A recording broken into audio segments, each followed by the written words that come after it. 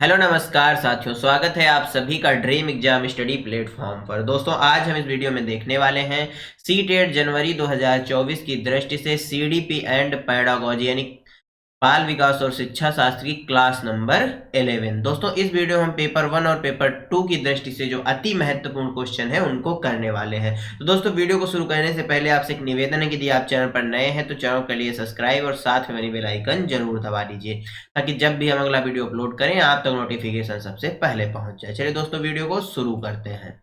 दोस्तों यूं ही नहीं गिरते ख्वाहिशों के फूल झोली में, कर्म की साख को हिलाना पड़ता है। कुछ नहीं होगा अंधेरों को कोसने से, अपने हिस्से का दिया खुद ही जलाना पड़ता है। दोस्तों क्वेश्चन नंबर 301, प्रभावी शिक्षक कक्षा में शिक्षण अधिगम की प्रक्रिया में अक्सर जांच करने वाले प्रश्नों का प्रयोग करते हैं।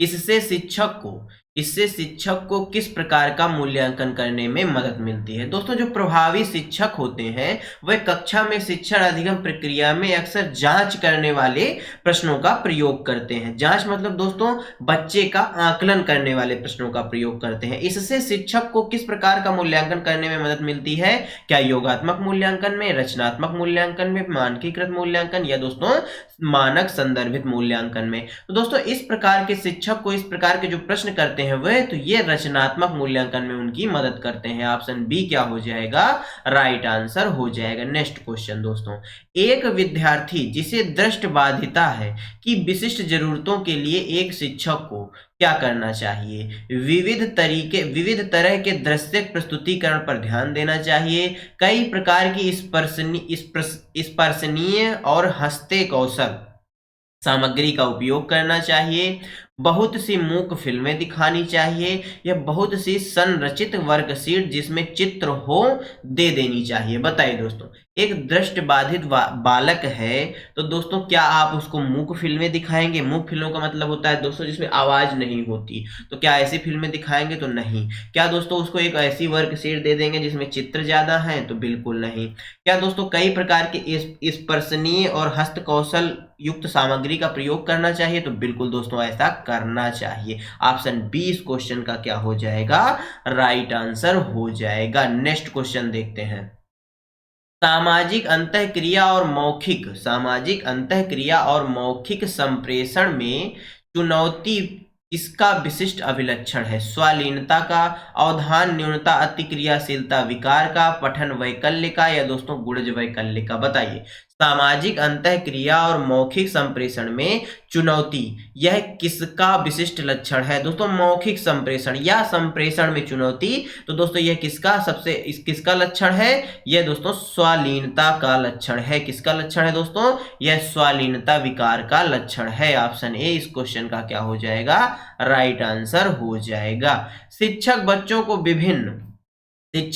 को विभिन्न रंगों वाली चिकनी मिट्टी देकर कहते हैं कि उनके मन में जो आता है वह बनाएं। इसके माध्यम से वह बच्चों को बढ़ावा देना चाहती हैं। सृजनात्मकता, रटने को, असहयोगता को या दोस्तों अनुशासनहीनता को? बताइए दोस्तों, एक शिक्षक है वह बच्चों को विभिन्न रंगों वाली चिकनी मिट्टी देती हैं और कहती हैं कि उनके मन में जो आ रहा है वह बनाइए। इसके माध्यम से वह बच्चों को बढ़ावा दे रही हैं। तो दोस्तों वह किस चीज को बढ़ावा दे रही हैं? सृजनात्मकता को बढ़ावा दे रही हैं। ऑप्शन ए क्या हो जाएगा? राइट आंसर हो जाएगा। दोस्तों सृजनात्मकता के गुणों की बात कर लें तो इसमें मौलिकता का गुण पाया जाता है। कैसा गुण पाया जाता है? मौलिकता का गुण पाया जाता है। इसमें नवीनता होती है। क्या होती है? नवीनता होती है।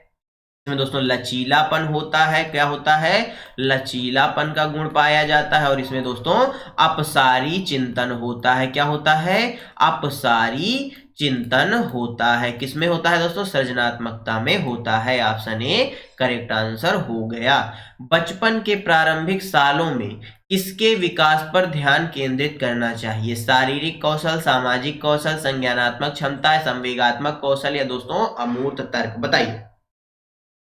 बचपन के जो प्रारंभिक वर्ष होते हैं इसमें दोस्तों किसके विकास पर ध्यान केंद्रित होना चाहिए? तो दोस्तों इसमें किसके विकास पर ध्यान केंद्रित होना चाहिए? शारीरिक कौशल पर, बिल्कुल सही बात है। सामाजिक कौशल पर, यह भी बिल्कुल सही बात है। संज्ञानात्मक क्षमता पर, बिल्कुल सही बात है। और दोस्तों संवेगात्मक कौशल पर, बिल्कुल सही बात है। परंतु दोस्तों अमूर्त तर्क इसमें शामिल नहीं होगा बचपन के प्रारंभिक सालों में। इस क्वेश्चन का सही आंसर ऑप्शन सी पहला, दूसरा, तीसरा और चौथा हो जाएगा। नेक्स्ट क्वेश्चन देख लेते हैं। रचनावादी कक्षा में अर्थपूर्ण सीखना डॉट डॉट जानकारी के भंडारण व उपयोजन से होता है, उपयोजन से होता है, या अन्वेषण व अंतःक्रिया के द्वारा खोज की प्रक्रिया है, इनाम व सजा के प्रयोग से होता है, बारंबार वेधन तथा अभ्यास से होता है। बताइए दोस्तों, रचनावादी कक्षा में जो अर्थपूर्ण सीखना है वह किस प्रकार होता है? तो दोस्तों वह अन्वेषण व अंतःक्रिया के द्वारा खोज प्रक्रिया से होता है। ऑप्शन बी इस क्वेश्चन का क्या हो जाएगा? राइट आंसर हो जाएगा। निम्नलिखित में से कौन सा भाव नहीं है? दोस्तों भाव नहीं है, फीलिंग नहीं है। स्मृति, क्रोध, प्यार या भय? बताइए। क्रोध एक भाव है, प्यार भी एक भाव है, भय भी एक भाव है दोस्तों, लेकिन मेमोरी यानी स्मृति यह एक भाव नहीं है। ऑप्शन ए क्या हो जाएगा? राइट आंसर हो जाएगा। Next question. प्राथमिक कक्षा की शिक्षिका अपने विद्यार्थियों में आंतरिक अभिप्रेरणा को बढ़ावा देने के लिए क्या कर सकती है? हर विद्यार्थी के हर एक प्रयास की प्रशंसा करके, अवांछनीय व्यवहार को दंडित करके, विद्यार्थियों में प्रतिस्पर्धा को बढ़ावा देकर, बच्चों को सीखने में आनंद की अनुभूति को प्रोत्साहित करके। बताइए। प्राथमिक कक्षा की जो शिक्षिका हैं वह अपने विद्यार्थियों में आंतरिक अभिप्रेरणा को बढ़ावा देने के लिए क्या कर सकती हैं? दोस्तों हर विद्यार्थी के हर एक प्रयास की क्या प्रशंसा करनी चाहिए उनको, या दोस्तों अवांछनीय व्यवहार पर उनको दंडित करना चाहिए, या विद्यार्थियों में प्रतिस्पर्धा को बढ़ावा देना चाहिए, या दोस्तों बच्चों को सीखने में आनंद की अनुभूति को प्रोत्साहित करनी चाहिए। बच्चे दोस्तों सबसे ज्यादा आंतरिक प्रेरित कहाँ होंगे? जब उनको आंतरिक रूप से क्या आएगा? आनंद आएगा। क्या आएगा? आनंद आएगा। यानी ऑप्शन डी क्या हो जाएगा? राइट आंसर हो जाएगा। ये दोस्तों प्रशंसा है, दंड है और दोस्तों प्रतिस्पर्धा है, ये सभी बाह्य कारक है। कौन से कारक है? बाह्य कारक है। जबकि रुचि हो गया, जिज्ञासा हो गई, आनंद हो गया, ये सभी आंतरिक कारक है। नेक्स्ट क्वेश्चन दोस्तों। बच्चे का समग्र शारीरिक व मानसिक स्वास्थ्य अधिगम को प्रभावित नहीं करता, अधिगम में बाधा डालता है, से संबंधित नहीं है, को सुसाधित करता है। बताइए। बच्चे का समग्र शारीरिक व मानसिक स्वास्थ्य अधिगम को प्रभावित नहीं करता, अधिगम में बाधा डालता है, अधिगम से संबंधित नहीं है, या अधिगम को सुसाधित करता है। तो दोस्तों वह अधिगम को क्या करता है? सुसाधित करता है। ऑप्शन डी क्या हो जाएगा? राइट आंसर हो जाएगा।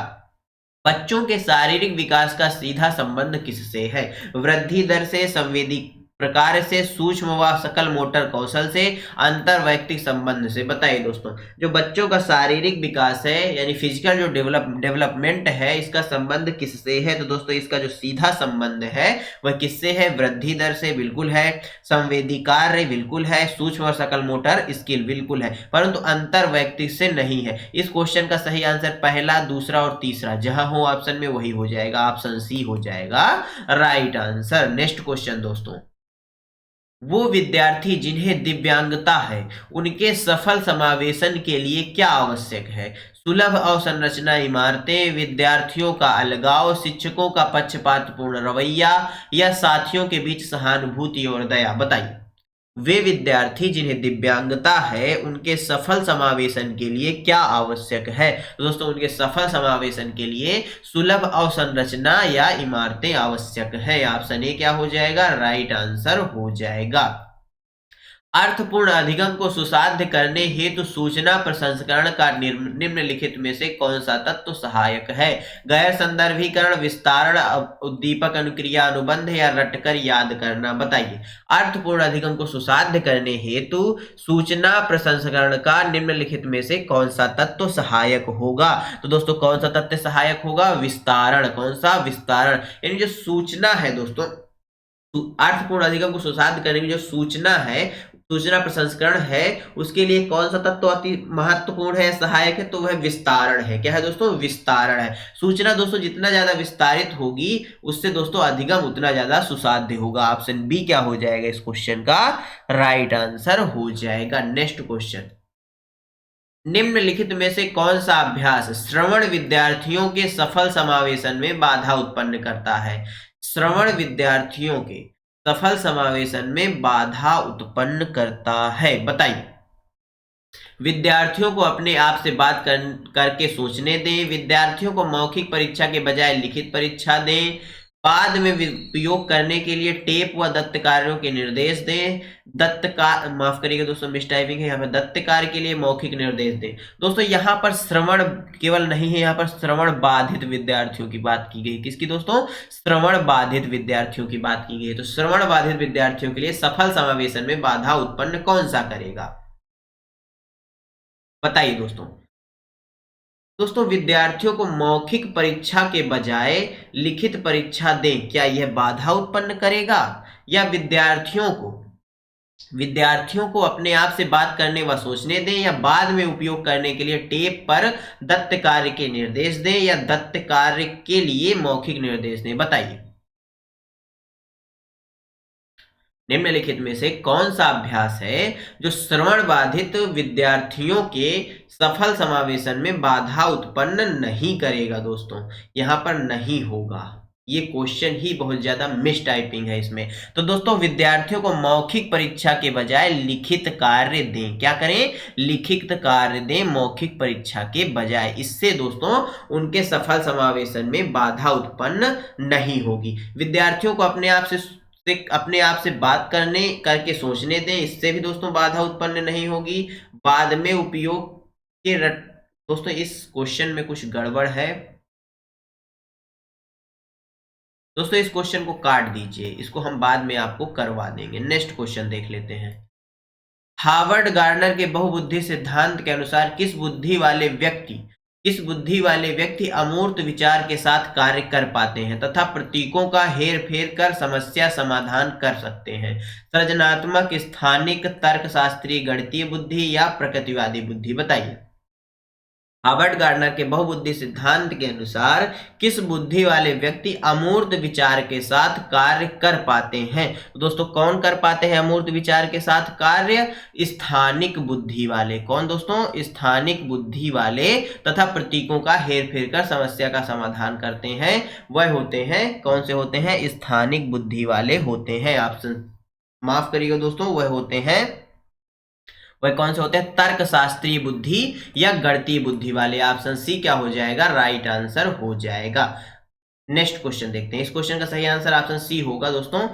एक शिक्षक को अपने विद्यार्थियों में डॉट डॉट की भावना पैदा करनी चाहिए। जुड़ाव की, बहिष्करण की, हीनता की या अलगाव की? बताइए। एक शिक्षक को अपने विद्यार्थियों में डॉट डॉट की भावना उत्पन्न करनी चाहिए। तो दोस्तों एक शिक्षक को अपने विद्यार्थियों में जुड़ाव यानी आपस में लगाव और जुड़ाव की भावना उत्पन्न करनी चाहिए। ऑप्शन ए राइट आंसर हो जाएगा। निम्न में से अभिलक्षणों का कौन सा दल उत्तम समस्या समाधानकर्ताओं को इंगित करता है? सृजनात्मकता, प्रतिक्रियात्मकता, अनम्यता की कमी, अपसारी चिंतन, क्रियात्मक जड़ता, सृजनात्मकता, अभिसारी चिंतन, प्रतिक्रियात्मक अनम्यता की कमी, अभिसारी चिंतन, सृजनात्मकता, अपसारी चिंतन, क्रियात्मक जड़ता या प्रतिक्रियात्मक अनम्यता? बताइए दोस्तों। निम्न में से अभिलक्षणों का कौन सा दल उत्तम समस्या समाधानकर्ताओं को क्या करता है? इंगित करता है यानी इशारा करता है। दोस्तों सृजनात्मकता होगी, उनमें प्रतिक्रियात्मक अनम्यता की कमी होगी, अपसारी चिंतन होगा, यानी ऑप्शन ए क्या हो जाएगा? राइट आंसर हो जाएगा इस क्वेश्चन का। नेक्स्ट क्वेश्चन देखते हैं। एक बच्चे में दूसरों की नियत और इच्छाओं को समझने की योग्यता है। यह बुद्धि के किस स्वरूप को दर्शाता है? स्थानिकीय बुद्धि, अंतरावैयक्तिक, अंतःवैयक्तिक या प्राकृतिक बुद्धि? बताइए। एक बच्चे में दूसरों की नियत और इच्छाओं को समझने की क्या है? योग्यता है। तो यह दोस्तों किसको दर्शाता है? अंतरावैयक्तिक बुद्धि को दर्शाता है। ऑप्शन बी क्या हो जाएगा? राइट आंसर हो जाएगा। नेक्स्ट क्वेश्चन दोस्तों। छात्रों के बीच भ्रांतियों को डॉट डॉट महत्वपूर्ण निर्मित करना चाहिए, पहचानना चाहिए, अनदेखा कर देना चाहिए या प्रचारित करना चाहिए? दोस्तों जो छात्रों के बीच भ्रांतियां हैं उनको क्या करना चाहिए? पहचानना चाहिए। ऑप्शन बी क्या हो जाएगा? राइट आंसर हो जाएगा। Next question. शिक्षण अधिगम प्रक्रिया की अवधारणा करते समय राष्ट्रीय पाठ्यचर्या की रूपरेखा 2005 निम्न में से किसके महत्व पर बल देती है? सक्रिय जुड़ाव और बातचीत के, वेधन और बार बार अभ्यास के, सामग्री को रटकर याद करने पर, या उत्तेजना प्रक्रिया संघ पर। बताइए। शिक्षण अधिगम प्रक्रिया की अवधारणा करते समय राष्ट्रीय पाठ्यचर्या की रूपरेखा यानी एनसीईएफ 2005 निम्न में से किसके महत्व पर बल देता है? तो दोस्तों यह सक्रिय जुड़ाव और बातचीत के महत्व पर बल देता है। ऑप्शन ए राइट आंसर हो जाएगा। निम्न में से किसे एक शिक्षिका द्वारा बढ़ावा दिया जाना चाहिए? महारत हासिल करने की दिशा में उन्मुख लक्ष्य, परिहार उन्मुख महारत लक्ष्य, प्रदर्शन की दिशा में उन्मुख लक्ष्य, या परिहार उन्मुख प्रदर्शन लक्ष्य। बताइए। निम्नलिखित में से किसे एक शिक्षिका द्वारा बढ़ावा दिया जाना चाहिए? तो दोस्तों महारत हासिल करने की दिशा में उन्मुख लक्ष्य को। ऑप्शन ए राइट आंसर हो जाएगा। विद्यार्थियों द्वारा ग्रहण की गई वैकल्पिक धारणाओं को संबोधित करने के लिए निम्न में से क्या महत्वपूर्ण है? बताइए। ऐसी परिस्थितियां बनाना जहां विद्यार्थी अपने विचार व्यक्त करने के लिए प्रतिबंधित महसूस करे, या विषय वस्तु को शिक्षा केंद्रित शिक्षा शास्त्र के माध्यम से पढ़ाना, या ऐसी परिस्थितियां उत्पन्न करना जहां विद्यार्थी वैकल्पिक धारणाओं को व्यक्त कर सके। अधिगम प्रक्रिया में विद्यार्थियों के सामाजिक सांस्कृतिक संदर्भ की भूमिका की उपेक्षा करना। बताइए। विद्यार्थियों द्वारा ग्रहण की गई वैकल्पिक धारणाओं को संबोधित करने के लिए निम्न में से क्या महत्वपूर्ण है? तो दोस्तों इसके लिए क्या महत्वपूर्ण है? ऐसी परिस्थितियां उत्पन्न करना जहां विद्यार्थी वैकल्पिक जो धारणाएं हैं उनको व्यक्त कर सकें। ऑप्शन सी राइट आंसर हो जाएगा। Next question. प्रभावी अधिगम हेतु निर्देश के लिए प्रारंभिक बिंदु क्या होना चाहिए? असफलता का डर, बच्चों का सामाजिक एवं सांस्कृतिक परिपेक्ष, सफलता के लिए इनाम, या सफलता के लिए इनाम। दोस्तों एक ही ऑप्शन हो गए हैं, कोई बात नहीं। प्रभावी अधिगम हेतु निर्देश के लिए प्रारंभिक बिंदु क्या होना चाहिए? तो दोस्तों इसके लिए जो प्रारंभिक बिंदु है वह है बच्चों का सामाजिक और सांस्कृतिक परिपेक्ष। ऑप्शन बी क्या हो जाएगा? राइट आंसर हो जाएगा। Next question.